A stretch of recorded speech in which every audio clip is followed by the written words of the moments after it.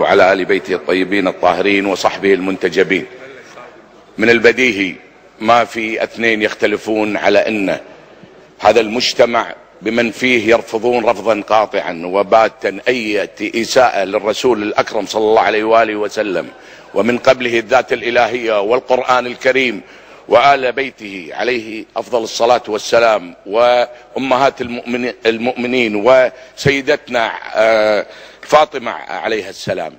ولكن يا أخوان احنا قلنا كانت هناك مسببات حتى نرفض القانون هذا في مداولته الأولى. للأسف هذه المسببات لم تزل. يعني رأي الحكومة بالإدارات المعنية ما شاء الله يحتاج إلى جلسات. الأخ الفاضل الزميل أحمد لاري قدم ما هو يعني في صدر مكون أساسي من الشعب الكويتي وأشرت له. بعدين الأخوة نظر وإرفاق، شكر الله سعيكم، يعني ما قصرتوا ما غيرتوا شيء.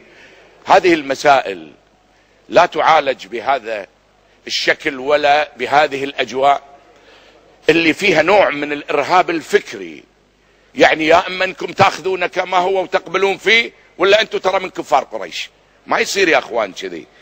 قلنا احنا قبل هالمره الماده 111 ماده شامله تقول كل من اذاع باحدى الطرق العلنيه اراء تتضمن سخريه او تحقيرا او تصغيرا لدين او مذهب، شوفوا الشموليه فيها.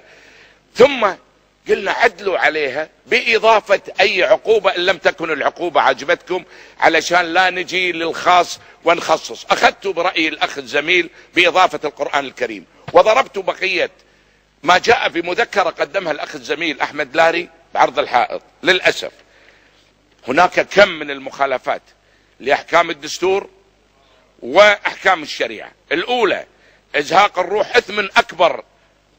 نعم، جريمة الإساءة إلى الذات الإلهية والأنبياء والرسل أو زوجات الرسل وآل البيت عليهم السلام إثم كبير ويثير الحزن في النفوس كثيرا من مشاعر الألم والحزن والأسى وشعور البغضاء والكراهية. ولكن إزهاق الأرواح هو إثم أكبر.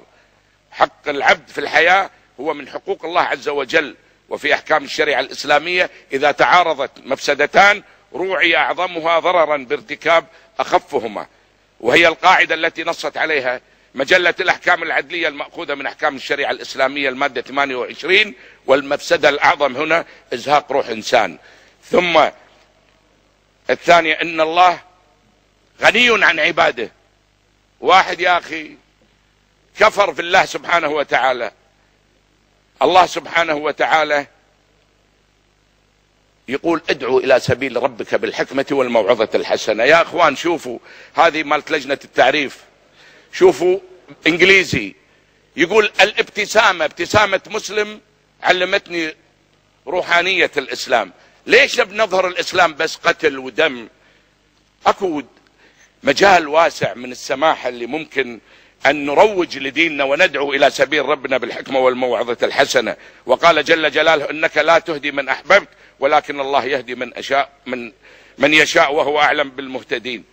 ثم الثالثة حكاية العدالة من غضب المشرع، الانفعال بهذا الإثم العظيم والغضب الذي سيطر على مشاعر أعضاء مجلس الأمة اليوم عندما أقرينا هذا المشروع ذاك اليوم، ونبي نصر على إقراره اليوم بالأغلبية.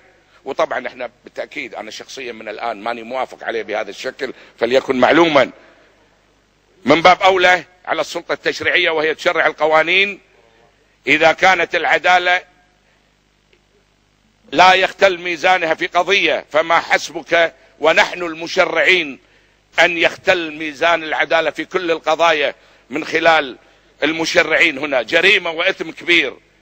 الرابعة مخالفة أحكام الشريعة الإسلامية. الخامسة مخالفة المادة 123 من الدستور. السادسة إساءة استخدام العقوبة تشويه لأغراضها. السابعة الأخطاء القضائية، بشر خطاؤون إذا الرسول الأكرم صلى الله عليه وآله وسلم أقر بهذا. الثامنة التضييق في العقوبة مطلب دولي، وإحنا موقعين على مواثيق وكثير من الاتفاقيات والتعهدات الدولية علينا. يا أخوان هكذا قانون. شكرا الله.